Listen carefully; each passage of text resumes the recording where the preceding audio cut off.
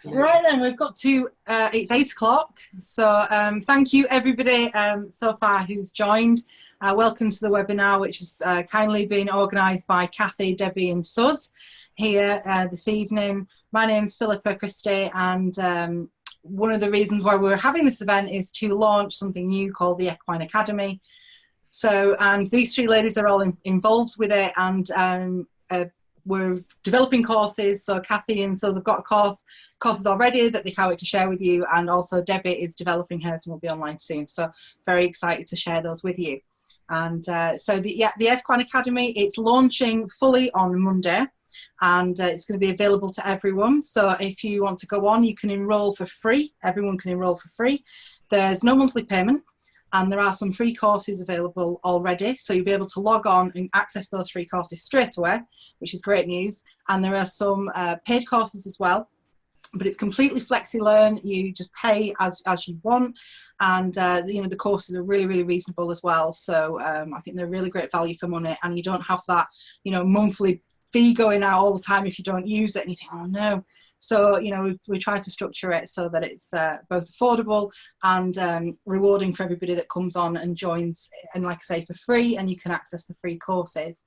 So just going to give you a little sneak peek. So I'm just going to turn mine on here. I'm not sharing the screen, okay, because that would give far too many details away. So this is in production at the moment. So we've got some lovely little videos in here so you can preview. We've got some courses already up here, and we've got a course here which you probably can't read, or I hope you can't read too much about, but this one's from Amelia Phillips there, and this is all about herbs. So one of the free courses we've got up already is Introduction Pharmacy in Your Field, where you'll get to learn how to make a gastric tea blend and also a spray for your horse, and it's fantastic for detangling and silky smooth and perfect if your horse has been out for a while, or you know, you want to get ready for a show. So you can learn how to make those both for free with things that you're going to find in your field, so even better because it won't cost you anything to do it. Anyway, I'm going to hand you over to Cathy now, who's going to explain how it's going to work this evening. And yeah, and look forward, and if anyone else has any questions, if you pop them in the group chat rather than the Q&A, and I'll try and monitor those throughout, and I'm sure Cathy and the ladies will as well. So thanks very much, and over to you, Cathy. Thanks, Philippa. Thanks, Philippa. Well, some of you might know me. My name's Cathy Sirett, and I really just wanted to welcome you to the webinar and explain what the purpose of it is, and also make a promise to you that the three of us are going to keep. So the purpose of the webinar is to give you the chance to ask your questions about confidence, but to get maybe more than one perspective on it. So by having the three of us on here, depending on the question, one of us will take that question and answer it from our own perspective. And I think that's the value that this particular webinar gives you. Now, our promise to you is we've already had lots of questions sent to us, and we're hoping you'll add more in the chat. But our promise to you is that if we don't get to your question in this webinar, we will be doing some video or podcast responses to your questions.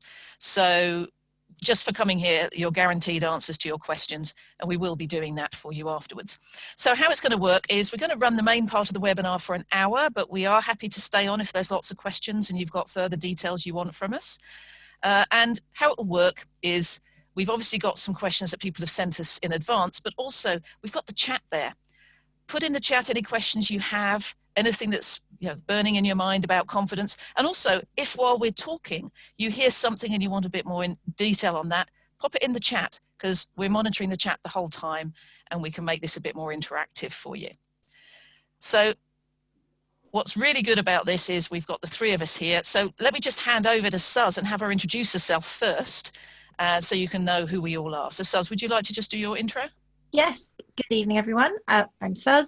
I am a mixed bag kind of a person. I started out as a body worker for horses, and I also body work for people so that the riders can help their horses. And eventually I realized that what I really needed to do was actually help people move better in a whole holistic kind of a way. So I now also teach French classical riding and help people to rediscover the joy in moving well and comfortably. Okay, and which charity have you chosen for your portion of the fee today? I have chosen Positive Horse Training in Spain. I think they do a really valuable job of that whole holistic approach to a horse, which is where my heart really lies. Brilliant. Okay, thanks. And Debbie, would you like to do an intro? Yeah, sure. So my name's Debbie, and I offer a compassionate intuitive and science-based approach really to horsemanship. And the focus is very much on empowering horse owners to understand their horses better, to learn to listen really, and to find the peace and joy of a heartfelt connection. And my chosen charity is Tower House Horses, which is an equine assisted learning charity that I support from time to time. And they work with all sorts of different vulnerable groups of people. And of course, they have been very much impacted by the recent COVID situation. And so, yes, I wanted to support them helping vulnerable people. Great. And I suppose I better do the intro as well. My name's Cathy Sirett. Most of you will know me because I'm the author of the book Complete Confidence and the founder of the Complete Confidence organisation. And my focus really is on giving you the tools, techniques, information and insights so that you can be your own confidence coach. There you go. Do myself out of a job. My chosen charity is the Brandsby Home for Horses up here in Lincolnshire. They were really badly affected by the floods last year. And obviously, like all charities, they're struggling at the moment with COVID. So that's my chosen charity. Well, that's the intros over. We kept them nice and short, so we've got more time for questions. So that's good. And what we're going to do is each take a turn answering a question. We don't have any in the chat yet, Suz. So do you want to take one of the ones that we had on the internet from one of our posts? Indeed, I can. Let me just scroll to so that I get the question up accurately. The question was, is there a way to reduce fear and tension in the rider when asking for a transition up or down a gear to make the transition smoother and clearer for the horse? So it's kind of something that a lot of us have faced. But I think you need to ask yourself, why are you tense? That would be the big starting point for me. So why are you tense? Are you tense on this horse or are you tense on all horses? Are you tense in this particular transition or is it all transitions? And by really kind of honing in on exactly what it is that's causing you to feel tense, then you can figure out the route to not being so tense. Because often a lack of confidence in something, it can come down either to a lack of knowledge or a lack of physical practice of that knowledge. So having the actual skills that you can access, not just when you're sitting very calmly at home thinking about it, but when you're actually on a moving horse, you know, in an arena or out in a field and you're not quite so centered as you might be. The other thing that is key to good transition riding is balance. Because any lack of balance will create tension in you and in your horse, and that can be the horse's balance or it can be your balance. Balance is one of those key things. It hits all of our kind of survival modes in our brain of if you're out of balance, bad things might happen. The subconscious, in my mind, it talks very simple English. It's a bit like a 4-year-old. And the balance could be physical or it could be emotional balance. Either of them can tip you into, I don't think this is a good idea mode. But if you want to resolve balance, both emotional and physical, the best thing is good old-fashioned seat work. If you can find somebody to lunge you, if you have a horse that's suitable for lunging, that's absolutely perfect. But it also works quite well being led around on a lead rein, or if you have a really nice horse. Mine is very used to me doing all kinds of crazy seat work exercises on her back just to keep my seat really, really comfortable. And the process of seat work is it's taking your body and your mind to the edge of losing your balance and then regaining it and repeating that process. And it expands the range of movements that your nervous system feels safe doing. So it's that skills and that knowledge part of your confidence, but on a physical felt kind of sense. And once you've got your seat feeling really comfortable, then you can practice your transitions. And again, ideally on the lunge, if you can have somebody else take away the need to control the horse, the need to stop the horse, the need to actually orchestrate what the transitions are, you can then just spend the time feeling, what does this transition feel like in my body? Because great control of the horse, it doesn't actually come from controlling the horse. It comes from being able to really smoothly follow the movement of the horse. And that following, you get so used to moving harmoniously together that eventually you can start saying, oh, but what about, to the horse? And the horse goes, oh yeah, no, I just like following you. That's fine. I'll follow you wherever it is you want to go.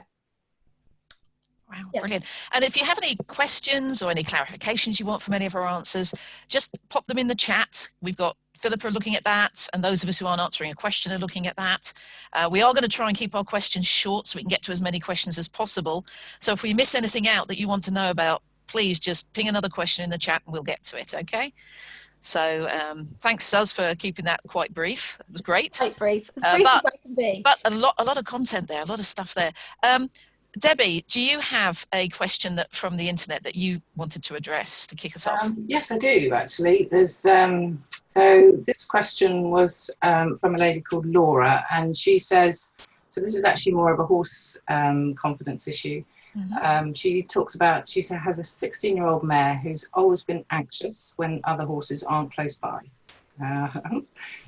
Currently she's living in a herd, and she says, one evening I thought I'd take her a small way down the lane, but she got so anxious I took her back. By this time she was bucking and out of control. I'm now not sure what to do.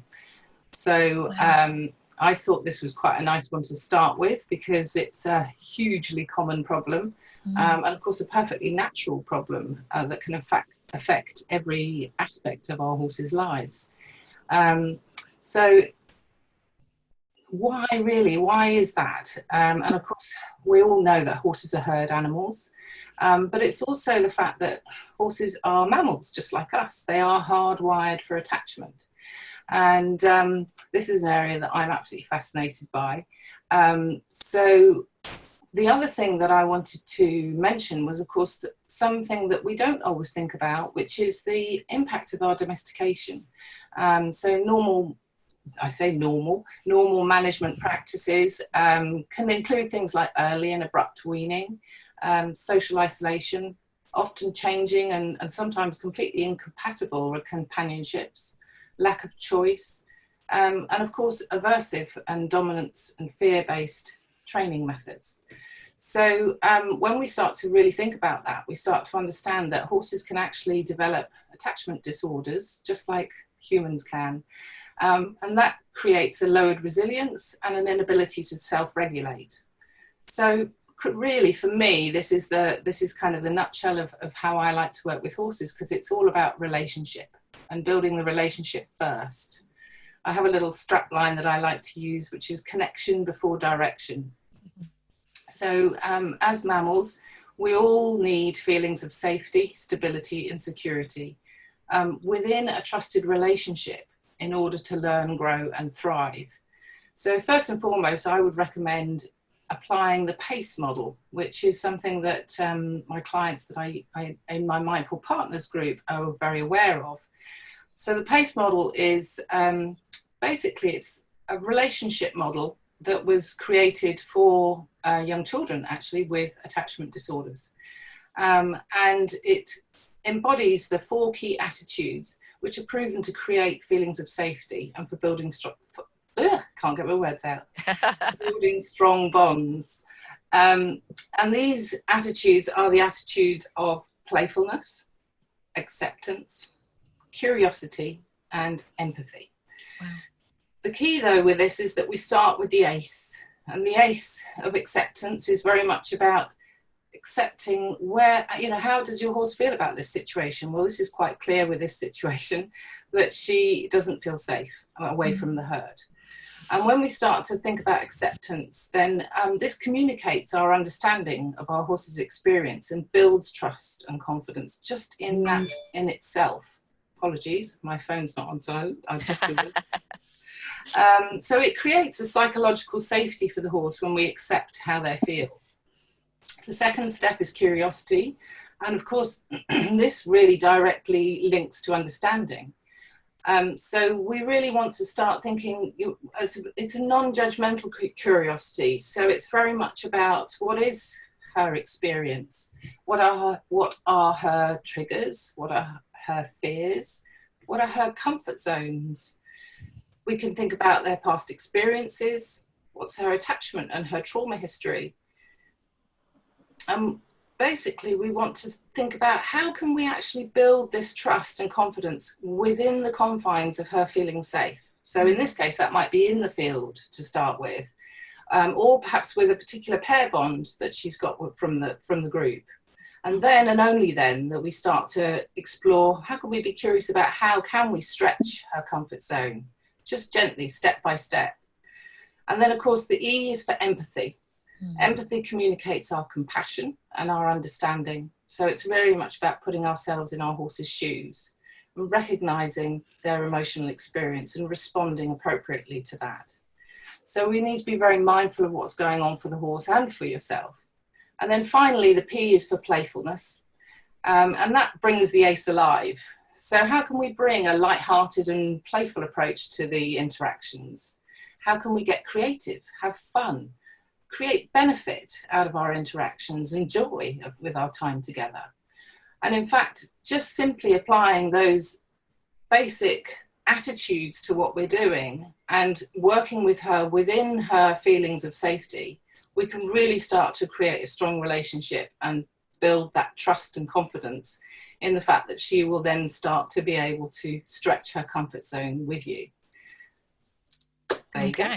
Great. And I understand, have you got something written on this PACE model, Debbie? Yes, actually, yes. And so all of the attendees here today can have access to that. And it goes into it in a lot more detail. And yes, as I said. Okay, great. Good. Yeah, because I think everybody who's here today, each of us has put a little PDF together on some of our approaches on a couple of the key things we'll be talking about today. So you'll get that in the thank you email after the webinar anyway. So great, we're starting to get some questions coming through on the chat as well. So yeah, anybody who's got any questions about Debbie's response there, put them in the chat, but we're starting to get some other ones as well. I'm going to start with a question that a friend of mine gave me and specifically asked me to address on this webinar, but it might actually also relate to a couple of the questions we've got now coming up, and especially when we have things happening on hacks and what if thoughts about hacks. So if I don't get to those in this answer, I'll get to those in the next one. But one of the first questions I wanted to deal with was from someone I've been working with who basically said, I've tried lots of things that have, each time I've got scared, they've fixed the problem, but then a month or two later, something else happens and I'm scared again. So it seems as if what I've been doing has been fixing kind of one problem at a time, but it hasn't actually done anything to help me with being more confident. I have to go back to square one every time something happens. And I wanted to address this one because it relates so well to what complete confidence is about. And that's happened to me as well in terms of, you know, if your horse bolts and it scares you and you're frightened of it and you're scared of it happening again, you can go and do some hypnotherapy and they'll reprogram you so you're not scared of bolting. But it doesn't deal with the actual issue that the horse bolted, and you can get back on the horse and it'll do it again. And so the work's undone. Or you might be scared of cantering your horse, and so you go and get some help and work on that fear and bring it right down. And then when you do canter your horse, it's so uncomfortable, it's unbalanced, and it scares you again, and you end up scared again of cantering. Or what sometimes happens is you'll be fine cantering, but then the next time you ride your horse, you'll be scared of something else. Because quite often what happens is the thing we become scared of is not the actual issue. The thing we become scared of is representative of something deeper. So for example, quite a few people are scared of cantering. And if we actually analyze it and we create a map of everything they're scared of and worried about versus everything they're comfortable doing, and we call that a confidence map, what we can actually see is it's not the cantering that's the issue, it's the feeling of losing control that's the issue. So we could fix the cantering thing, but the next time something comes up where they feel they're going to lose control, they'll be scared again because we haven't actually got to the underlying issue. So I know one of the first things I do, and we all do, is we map out where exactly are the confidence issues? What are the concerns? Is it just this one little thing that just needs tweaking, or is there something underlying it? And let's be totally honest, there can be a lot of things underlying it.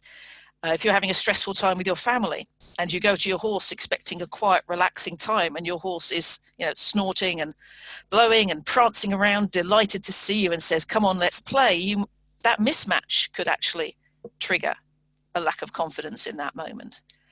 So I think if you've had the experience where you've worked on one or two things, but it hasn't kind of sustained your confidence, what that's saying is really that going back and looking at what's underlying it and doing a thorough process, and we have is the 5-step confidence journey, doing a thorough process where you go through it to see what the actual issue is. Is it being out of control? Is it not knowing what's going to happen? So it's the unpredictability. Is it that uncertainty? If we can identify what that is and give you some tools and techniques for dealing with that, then you'll not only be confident at canter or whatever, but you'll stay confident. And I think that's one of the things that we kind of really focus on is, can we get you authentic, sustainable confidence? Now it does take a bit of work, so it. But it really makes a difference. So that's the answer to that piece. Now, I just wanted to mention that one of the steps in that process is how to deal with the what ifs. How many people have been told when they start going through the what ifs to stop thinking about them?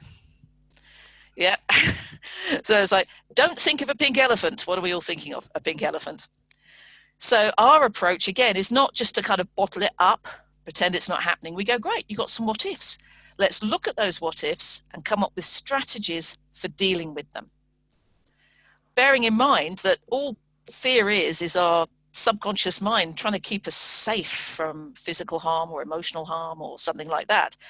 If we can come up with strategies to stay safe, then we'll be okay. Which kind of links to the question about the barking dogs. I think, Suz, you saw that one come up on chat, didn't you? Yeah. That we can actually train our horses to respond to barking dogs in different ways. So if we think, what if those dogs bark again?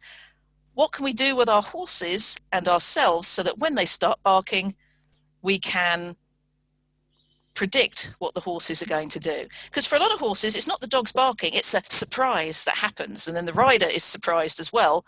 Everything gets tight and tense, and the horse reacts to that. Whereas if we know dogs are barking, we've planned for that, we know what to do, we know our horses are okay, then we can work with it. And I know one of the things you'd suggest for that one, Suz, as well, is to take the horses out online to the same area, take them out in hand. I'd even record my dogs barking and play it in my phone as I go through the stables. Yep. I only know Cathy because I started out as a very nervous rider. And Cathy's work helped me so much that I'm now trained with her.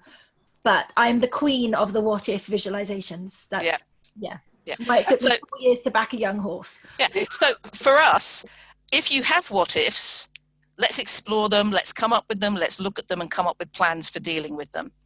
So, and I noticed we've got Mandy's question there about things getting worse as we get older. And I've actually got a question on that very issue later on, but I'd better stop talking now and let someone else answer another question. Interestingly, I have, before Suz takes over, the next question I've got, actually, funnily enough, touches on both what ifs and dogs. So there you go. There we go. That's good. That's good. Okay, so Suz, I'll finish there for now. Suz, over to you for your next one.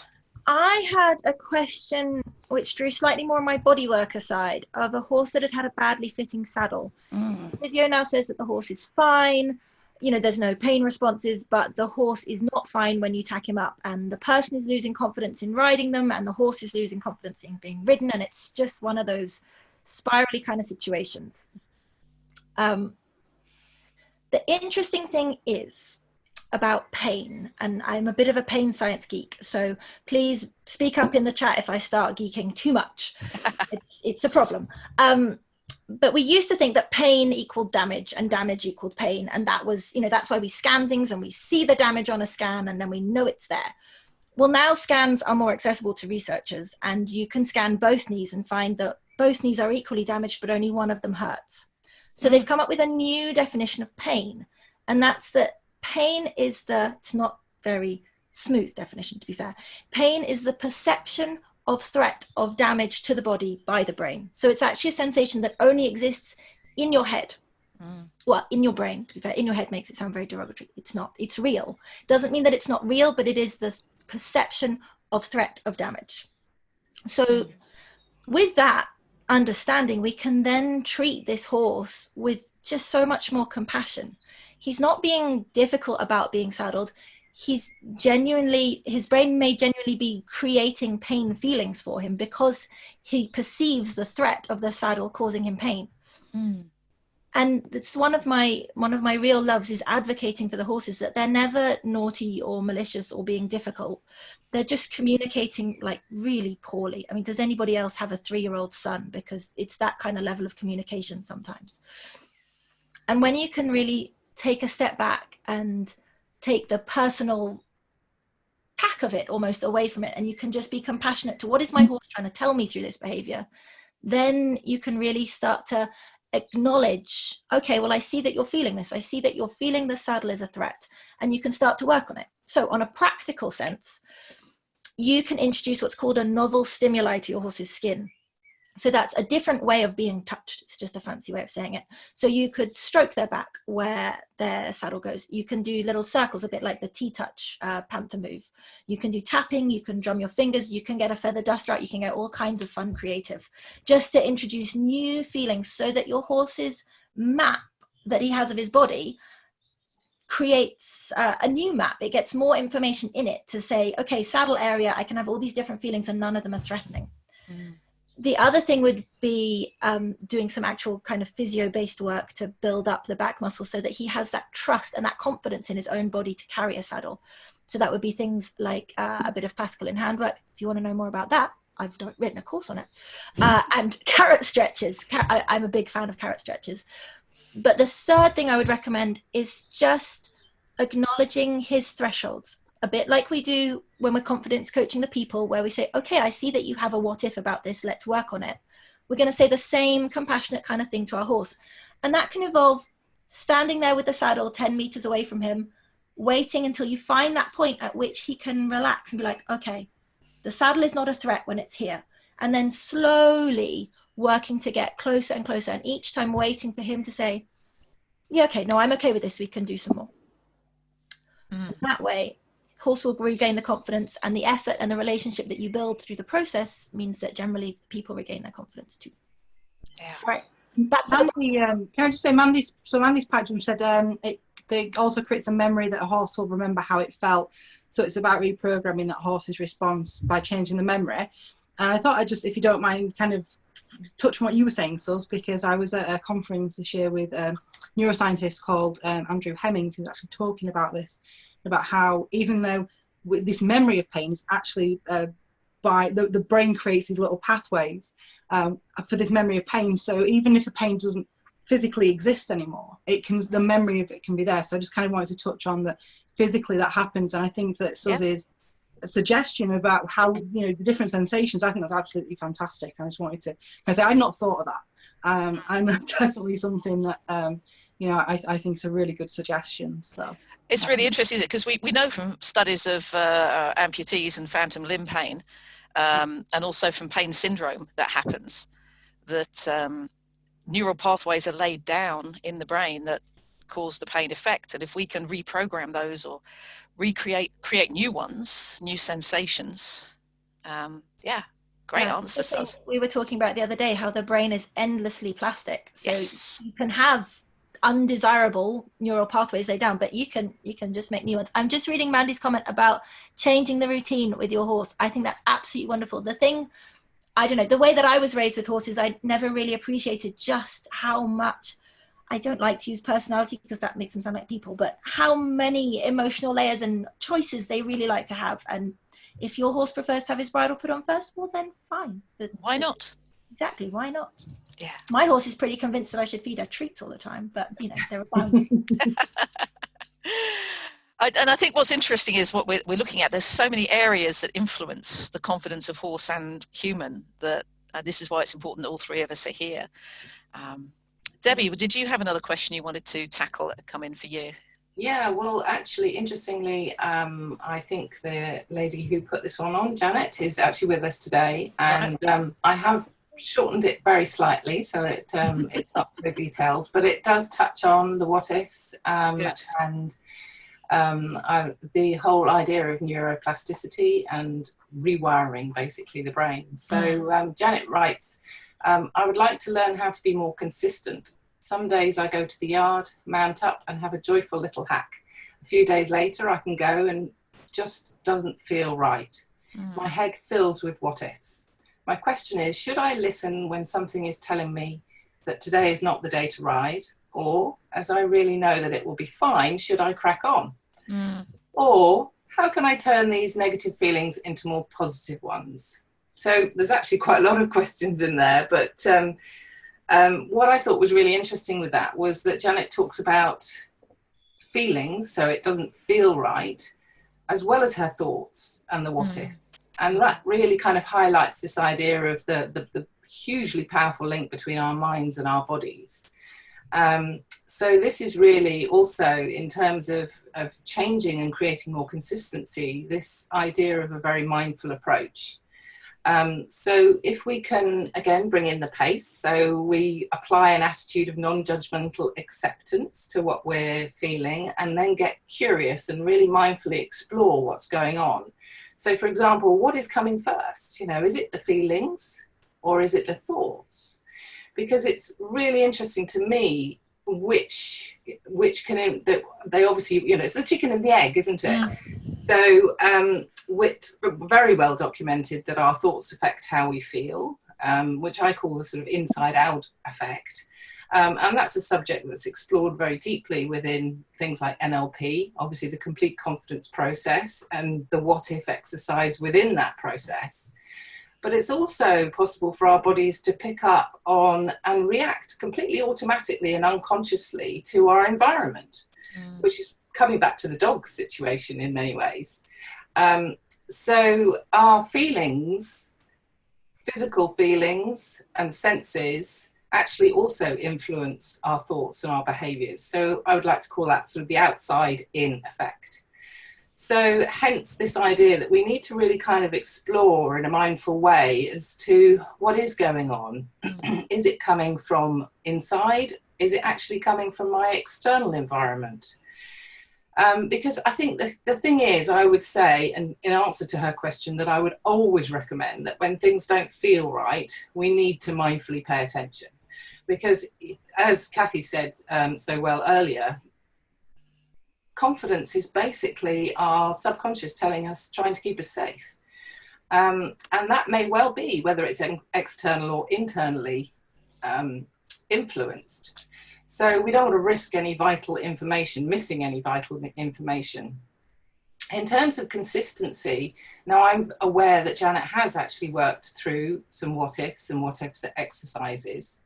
But what I really wanted to say to her that it's really about the whole idea of practice, patience and perseverance. It takes time to rewire old habits and old ways of thinking and responding to both our internal and our external environment. So I would really advise setting up a very regular and consistent mindful practice. And in fact, there are a huge number of different mindful practices that you can use that can help you to really lean in and explore the experience further, to detach from those habitual patterns and behaviours, to actually rewire them, as well as to access more helpful states of being and responding. And in fact, coming back to the dog scenario, I just wanted to mention one of my first clients, funnily enough, that I took through this process, the Mindful Partners process.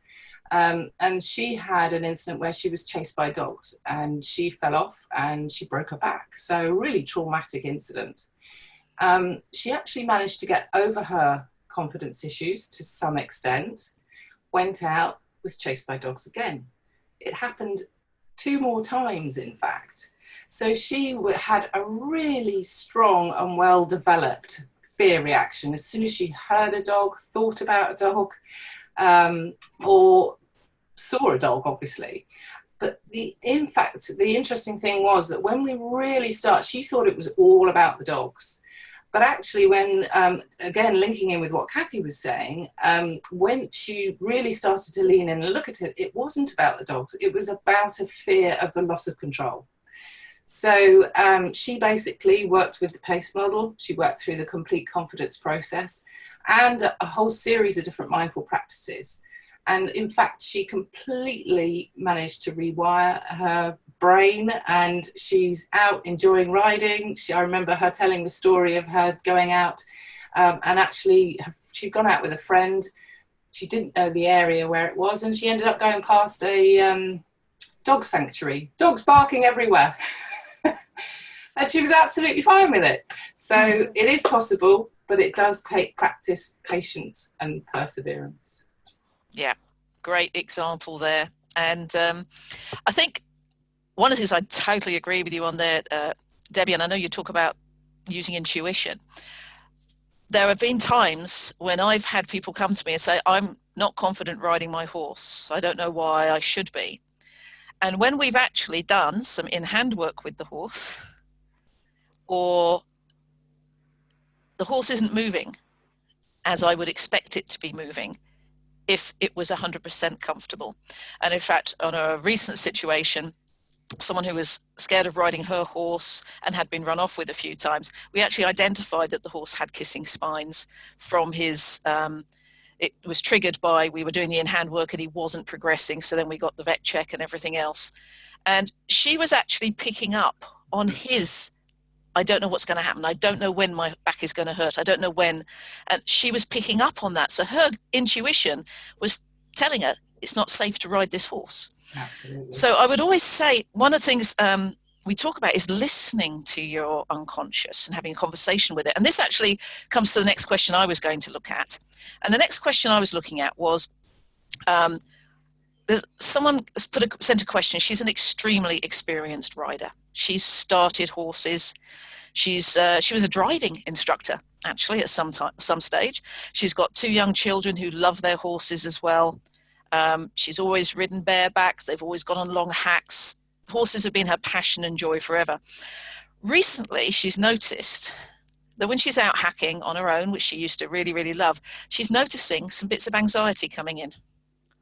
They're not quite what ifs yet, but she's just noticing as she's riding along, instead of relaxing and enjoying it, there's a little bit of tension there. And this is totally confusing her because she's never really experienced this before. She's had some specific issues about how do you handle this particular horse behavior, but not this. And it's like, well, what can I do about this? Because she's actually scared she's going to lose her joy of riding, or that it's going to influence her children as well. So as Mandy posted on the chat earlier, do things change when we get older? And this is part of the inside out, outside in thing. Yes, they do.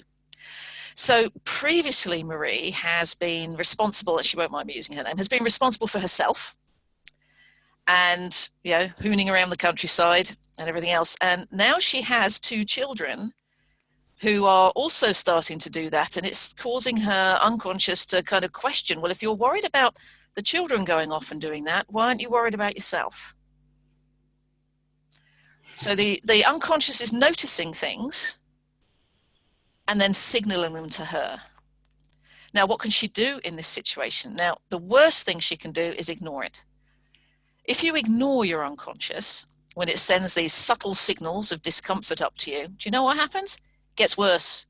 I worked with someone once who was mildly worried about getting on a horse, and she pushed herself, and she ended up feeling nauseous when she looked at her saddle in the tack room. Yeah, because she just kept pushing herself through her own thresholds. We talk about thresholds for horses. We have thresholds too. So she knew that, which is why she got in touch. So for this, what we really want to do is have a conversation with our unconscious. And this goes to your point, Debbie, about connecting with ourselves, some mindful practice. Where is this feeling coming from? Is it something from outside that's coming in and imposing on us? Or is it a feeling from the inside that we're recognizing a concern now, which perhaps we hadn't really thought about before? Perhaps the concern about our children's safety on hacks has caused our unconscious to go, yes, but you too, remember? And it's just flagging this up. Now, the easiest way to work with this is, first of all, I would always do a confidence map to check that there's nothing bigger in the picture. I mean, you guys know I always do the confidence map to start with. So what else is going on, or is it just this? Okay. That would make sure there's nothing else impacting the situation.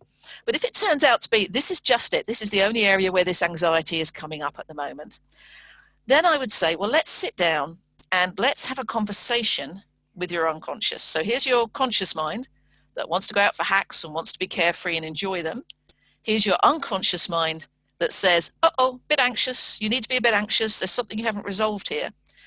And I would recommend that we have a coaching session, because it's quite difficult to do this on your own. Although I think, is it chapter 7 in the book that we actually go through how to deal with confidence kidnappers. So these things that are calling, getting in the way of the confidence you had. And we would work through a conversation where we go, what are you keeping me safe from? What is it that you're doing for me? And then we go, once they've told us what they're keeping us safe from, we can then go, are there any ways I can achieve that safety without you making me anxious? And if we can come to an agreement on that, so the two parts of your mind and soul come to an agreement on that, that anxiety will disappear and resolve away. I was working with someone on this just the other day, and they wanted to ride and actually fix their confidence issue, but they hadn't been doing the course, because as you guys know, I have an online course as well that's on the Academy, and they hadn't been doing the course. They'd stopped watching the webinars because the other part of their mind was like, but if you become confident, it's going to be really dangerous out there. There's all these things you could start doing, and I can't trust you. We did this process, and partway through, the black cloud that was saying, don't do it, she said, oh, it's just disappeared. It's really small now.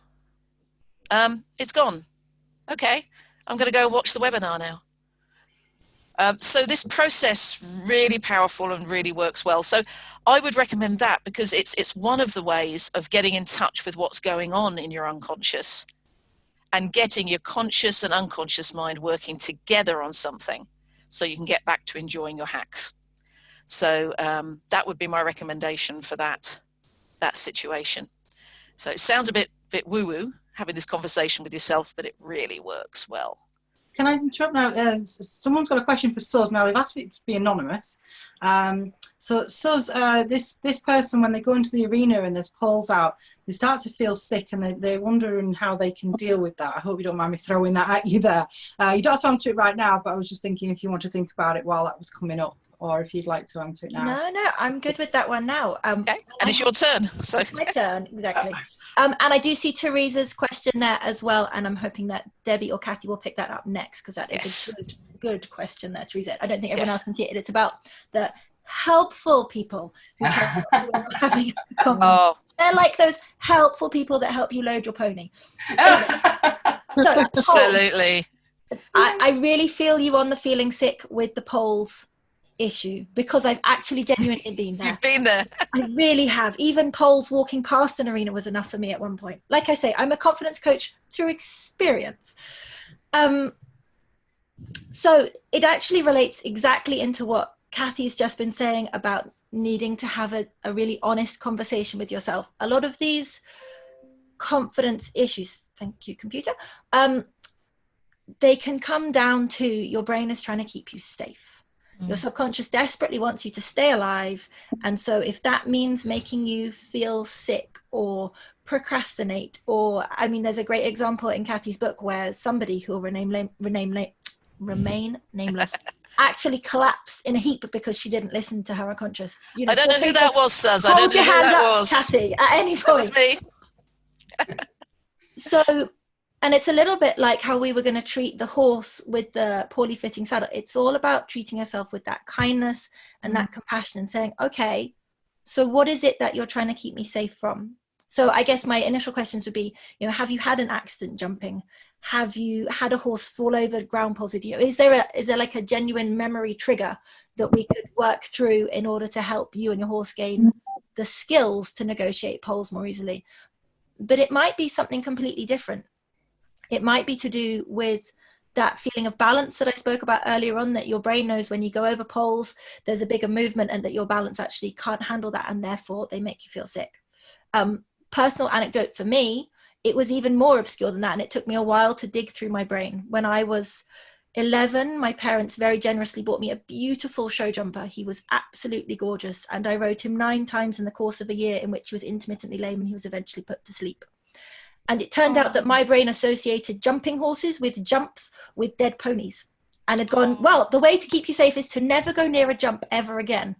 And it's only now, as a fully fledged grown up and a confidence coach, I've been able to go, thank you so much for keeping me safe from the pain of being a child having to have her pony put to sleep. But actually, I think we'll be okay if we walk over poles now. Sometimes my brain even lets me jump 2-foot jumps now. We're pretty good. Not 2'2", but 2 foot is all good. Would you mind if I commented a bit on that rewiring? Because I think it's important that you've just said that was a childhood memory, which was still in your adult brain. And one of the things about our unconscious, it's really quick at learning things. You only have to fall off once and it goes, don't get on that horse again. Or put your hand in the flame once and it goes, it stops you from doing it. Has anyone ever sprained an ankle? You won't put your weight on it within minutes because your unconscious stops you from doing that.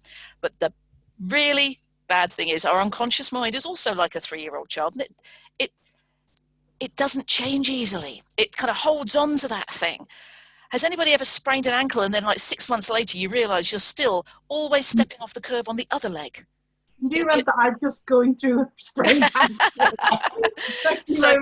Yeah, but you're absolutely right, actually. Yeah. Even the way you walk, you're like, because you know you could just go again. And every step is mentally, actually. I started noticing that. It's like, why am I bothered where my right foot is all the time? So That's it. And so the whole purpose behind a lot of physiotherapy is that after an injury, we need to remind our body that it can function again now. And not keep doing the compensating stuff.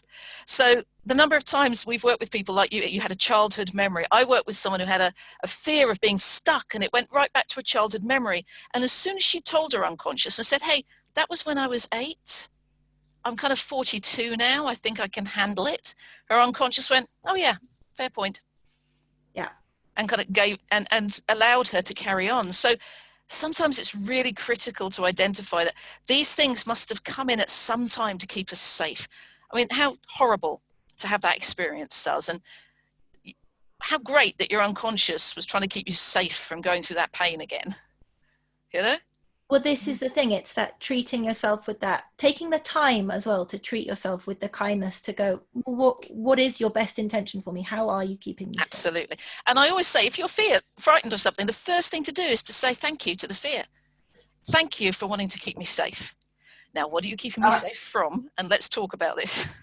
I have to say that the thing that keeps coming up in my mind too with this question is, again, it's the outside in it, isn't it? It's the potential that the horse is picking up on something. Is there's something going on there? Is there a balance issue for the horse? And so some proprioceptive work, and again, Suz, you're going to be much more informed in that field than I am, but you know, there's so many different angles, and that's where we just need to do that exploration, that non-judgmental exploration of what's going on for both us and our partners. Which goes right back to my first question, which is, why don't quick fixes work? Because they haven't done this. They haven't gone right back and done this. So that's a good one. Great. Thanks, Suz, and thanks for sharing your story. So there's the question about helpfulness. Debbie, did you want to take that one, or do you want me to take that one after you've addressed another one? The helpful. What advice do you have about people that try to help you through? I'll do that one. Okay. I think I'll let you do that one. Okay. I have got another one here though, which interestingly is similar, but it's working from the horse's point of view. All right. So this is from a lady called Saskia. And she says, how do you suggest to best deal with a horse's emotions and their perception of entrapment/confinement? She then gives an example. Would it be appropriate for something like standing in front of the hitching rail, she calls it, so I'm not quite sure where she's from, not tied up during grooming or saddling? So this is just something that I wanted to touch on, really, because the emotional systems is another passion of mine. And of course, the 7 core emotional systems are the same for us as it is for the horses. So confinement obviously is a natural fear trigger for horses, but it can also activate the rage and panic systems. So it's something that we need to be very aware of. And of course, confinement, again, is a huge part of horses' domesticated lives. So we've got things like, well, even just being haltered and led to a certain degree it can be an element, or some horses can react to that as an element of confinement. Obviously stabling, loading, we talked about the old loading problem earlier, didn't we? And of course the key with this is the same thing. It's about that idea of not pushing through the horse's fears. We can use dominance-based or fear-based training methods, or aversive, even lightly aversive, gentle training methods. And they, of course, they can lead to a level of compliance, and they can look like a quick fix. And in some circumstances, you could say may even be necessary. But my big but is that it will damage any form of connection or trusted relationship. And in fact can create more dangerous problems and behaviours in the long run. So it's about, again, getting curious. We're all individuals. We have a unique combination of past experiences and relationships, just as Suz was talking about some of her past experiences as a child. So again, we need to get curious and creative. And there's like a three-step process that we could go through. So with that curiosity, it's like, how can I change and adapt the environment to encourage feelings of safety? And that could be in numerous different ways. And it may be as simple as not tying them up, but just standing them near that hitching post. Or it may be that we need to change the environment completely and address the problem somewhere else. Also, the second step I want to mention is about giving our horses choice and a voice. So this is where personally I love to work with horses at liberty, which really gives them that freedom of choice and freedom of expression. That opportunity to actually say no, or say I'm worried, without it escalating into a fight. And this also, the great benefit of any kind of liberty work is that it allows us to learn to listen to our horses, and to their really subtle communications and those calming signals that indicate a lower level increasing stress or fear, so that we stay under threshold, as Cathy mentioned earlier.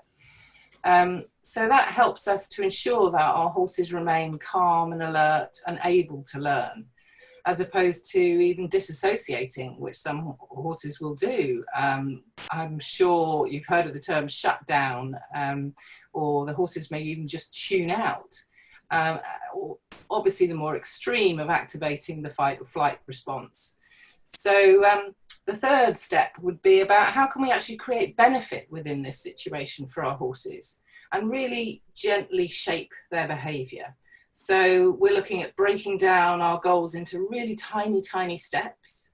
So that might be something, for example, if it's confinement, it may be, can I lead my horse through 2 poles on the ground? Will he stop and stand between those 2 poles on the ground? If I lift it and create a couple of jumps, will he be able to stop and stand between those? There's a whole variety of different creative ways that we can start to play with it and explore, again, the comfort zone, the triggers, and how we can gently stretch. And also, in terms of changing the emotional state, then of course we can start looking at alternative ways of working, so bringing in some more positive reinforcement training. And that will really start to change the horse's emotional state, as well as the associations that's been built up with any kind of negative experience. And when I'm saying positive reinforcement, that can be, doesn't, obviously clicker training is becoming more and more well known and well used these days, which is fantastic. But it doesn't necessarily need to be food related. It can also be scratches. It can also, in fact, be if you have a really good, well-connected relationship, and you are able to model the state that you want, just being with your horse and sharing sort of a calm, meditative state can be very rewarding for the horses.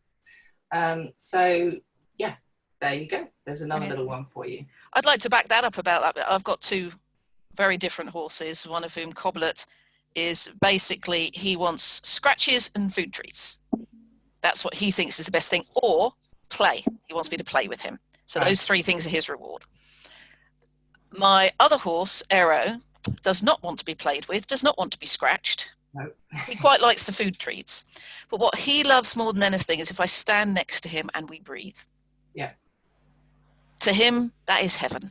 And he's actually started seeking it out now. So that's really good. Thank you. Yeah, I've got another question to address, but actually I wanted to go to this helping people thing because it's massive. It's massive. That's a good one for you. Yeah. Now, I talk about a confidence wheel, that there's a whole set of things in this wheel that influence our confidence. There's the knowledge piece. Do we know what we're doing, why we're doing it, and how to do it? There's the skills piece. Can we do it? I mean, I've had some people say I'm scared of riding, and I watch them ride and I understand why they're scared of riding. They need some more skills in terms of the riding or the seat work we've talked about. So can I do it? How well can I do it? How can I practice these things is in the skills section. But the third huge area that impacts confidence is environment. And I would say 30% of the people I work with, the environment is the main issue impacting their confidence. And the environment consists of three things: places, processes, and people. Sometimes the place isn't conducive to your confidence. If you're on a livery yard where everyone is, as this person said, telling you to suck it up and carry on, the actual environment in the yard won't be appropriate for your confidence. Okay. I have had people who've had horses at yards and then they've taken them to their own field and their confidence has changed drastically. I've also had people go the other way, where actually having someone else do the day-to-day care for their horse meant they had time to then go and spend time grooming them and being with them. So putting them on the livery yard was the best thing they did. But that environment, that place is really important. The processes are important as well. If you had a horse, like Debbie was just talking about, who's got some concerns about confinement, and you're on a yard which basically says every horse has to be cross-tied to be groomed, those processes don't work for that horse. If the only time you can see your horse is after you've had a really stressful day at work and your kids are screaming at you for dinner and you've run away and gone to your horse, that process doesn't help you be in a mindful place. And building your own process of some mindful practice, 5 deep breaths before you go and be with your horse, can have a massive impact on the relationship. But people, let's talk about people. There's a whole chapter in the book on people.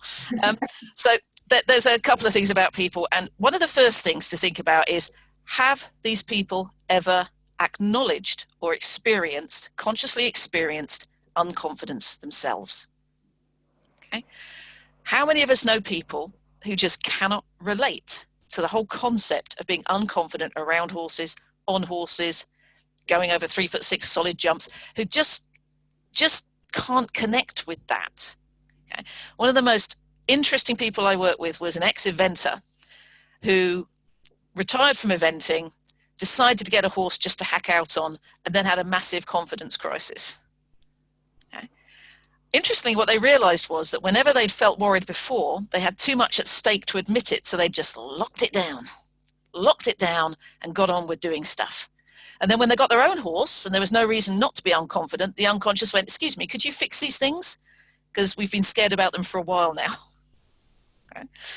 So there are some people who've never experienced unconfidence and they cannot possibly relate to what it's like. They'll tend to be the ones who tell you to suck it up and carry on because that's what works for them. Now, I challenge you to pay close attention to these people and how they ride, okay? Because a lot of the people who tell you to suck it up and carry on, if you watch them ride their horses, what do you see? I had someone come riding past me once and tell me I was dangerous because my horse was on a loose rein, in a rope halter, no bit in his mouth, standing on the grass as we watched these horses going by. And this woman said, "Your horses are dangerous." And she was riding and she was so tense.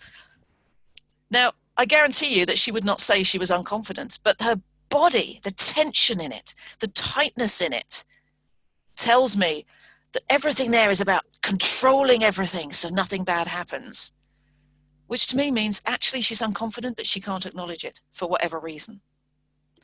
So have a bit of fun. Watch people who are the ones telling you to suck it up and carry on, and just see how confident you think they really are, because that could be quite entertaining. And one of the things I'd recommend if you've got people like that around you is come up with a strategy for not actually engaging with them. So I was on a yard once where I had a particular approach to training a horse. Everyone was very critical. It was totally wrong. And I just said, this is what my client wants me to do. And they went, oh, okay, then that makes sense. So to avoid the challenges, you just say, I'm just doing what my coach is telling me to do. You know, I'm just doing what my instructor tells me to do. And then they can go, oh, okay. So it's a way of kind of fending them off without being rude or getting emotional about it. Now, I like your other one, because the other option is people patronize you like a child. Oh, I love that. The other group of people are the people who have been unconfident, and they're a bit like ex-smokers, aren't they? People who've given up smoking. Oh my goodness. Their way of giving up smoking is the only way to do it. And they'll tell you about it forever. So there's also people who, when you go, I'm a little bit scared, they go, oh, I know what you need to do. You need to do this, you need to do that, you need to do that. And basically, they don't involve you in that conversation at all. All they're doing is sharing what's happened with them. Now, I actually talk about 7 golden rules if you actually want to help people. And the very first rule is be a role model yourself. But the second one is ask permission. I live by this. Mark Rashid lives by this. You don't offer advice if people don't actually ask for it. Okay? And it's very difficult when people go around offering unwanted for advice. But again, coming up with a way of explaining it. So I was working with someone who was very unconfident riding. And I said to her, would you like me to give you a rule that you're not allowed to ride for 2 weeks? She said, oh God, that would be great. Because then I can tell everyone at the yard that you've told me to do that. And they'll stop having a go at me about it. So it's coming up with these strategies for coping with people. Either leave them behind and ignore them completely, but that's very difficult, or come up with these strategies where you can interact with them in a way that gets them to treat you the way you want to be treated. It's one of the reasons why people started asking me to confidence coach, because just like Suz and just like Debbie and just like most of the people involved in complete confidence, I have had experiences of pure fear when I've been around horses. I looked for ways of sorting this out. I went through lots of confidence coaching. It didn't stick. I'd end up back in the same situation again and again. I found my own way of dealing with it. My friends started asking me for help. I started working with them. But the process we use is you are the person doing the process. We're just coaches or facilitators of that. Only you know what will work in your ecology, in your environment, with your horse, with your life. Okay? We can't possibly tell you that. So I get very annoyed when I see people helping. So what can I actually suggest? Develop a thick skin, or actually come up with lines like, I'm doing this because my instructor told me to do it. And get a coach. Get a confidence coach to help you with it, who doesn't patronize you like a child, who doesn't tell you to suck it up and carry on and make it worse, by the way. But you know, we get coaches for jumping, we get coaches for classical dressage, we get coaches for being mindful. Let's get coaches for confidence. And then when people give us unwanted advice, we can go, thank you very much, but I'm working on that with my coach. And I think that's often the most powerful answer. Did I get a bit passionate about that? Sorry. Yeah, no, it's good though. That's great. I'd be worried if you weren't passionate about it, to be honest. You know, it's been your life for a long time. I mean, that feeds really well into the fact that so Cathy's got a course, and you've done the DIY confidence course for the academy. Yeah, that's the first one that's up. Yeah. That's the first one that's up, and that might be a nice introduction as well. You know, as well as your book there, which look, you know, I'm looking forward to reading that. By the way, I have this. It's on ebook now as well. So it's a bit easier to download. Now I do know it's 9 o'clock now, so if any of you have to leave, you can. But are we happy to stay here if there's any questions coming in the chat, ladies? Yeah. Are we happy to stay on for a bit? Before people actually logged off, I was wondering if maybe Suz also just wanted to mention her course as well. You were talking about your background in French classical riding, and you've got this Foundations Work in Hand course for the academy. So foundations for work in hand will be followed up when I finished filming them by actual in hand and actual lunging, kind of inspired by the number of people who weren't riding during the start of the lockdown and were asking me, you do a lot of in hand work. Well, what is it? How do I, there's lots of people are clear on what groundwork is. Horse agility is so popular. Taking your horses out for walks is becoming increasingly popular thanks to lockdown. But in handwork is the classical method of teaching the horse to have the agility and the balance and the mindset to be a great riding horse, but without the complication of balancing a rider on top. And it's the most wonderful thing. British winters are rainy and suck and are full of mud, but you can practice in handwork for 10 minutes each day in the winter and still come out of winter with a horse who is more balanced and more focused and more ready to have fun with. And that's going to help you with your confidence, I suppose, isn't it? Absolutely. It seriously does. I discovered in handwork because I was pregnant and I had a horse that I was not suitable for me, to be honest. So I didn't want to ride her whilst pregnant and I wanted to know what to do with her. But actually it's become a real passion of mine because when horses aren't prepared to be ridden, either mentally or physically, then nobody has as much fun. And in handwork, it gives you a chance to develop those skills of mindset and of balance and of kindness to you and the horse in order to be better prepared for riding or not for riding if you don't want to. One of my horses in training is 27 inches tall. I promise never ever to ride him, but he is going to look awesome once we've cracked Levard. It's going to be brilliant. Wow. And Debbie, you're putting a course together. So your course isn't ready yet, but I know that you're working on it. Yes. Do you want to mention a little bit about what your course or you're working on? Or? So yes, well, I already offer the Mindful Partners program, which is a sort of a combination of home visits and coaching calls. But yeah, over the years, gosh, I've been in this industry now for nearly 25 years, and more recently, over the last 10 years or so, working as an equine assisted learning practitioner. And so with this whole idea of the attachment and trauma angle of working with horses and the importance of relationship and connection, I'm really looking at trying to pull that together to be so we'll have a variety of steps in terms of helping people to really understand how they can build those strong bonds, how they can help to rewire any kind of anxious issues. So there's the confidence process part of it as well, but really kind of understand their horses more and why they do what they do. So yeah, it's a work in progress, but I'm getting there. There's so much information that I'm trying to kind of simplify it, which is the big challenge, I'm afraid. Yeah, it'll be worth the wait. I strongly believe it'll be worth. And I think it's great that we've got 3 courses there, that you're all coming from confidence, but all of these will work together actually. So it would be great, for people to have these. And we do have another confidence coach. I have to just mention Sam Taylor. She's put a coach from STL. She's put a course together as well about rider mindset. So I think it's going to be great that there's going to be all these confidence courses available, and I definitely recommend everyone to go and check them out. I think it's the biggest thing that stops us from enjoying our horses, and one of the things we all agree on is there's too many people out there who are not enjoying life with their horses because of fear and anxiety, and that doesn't need to happen.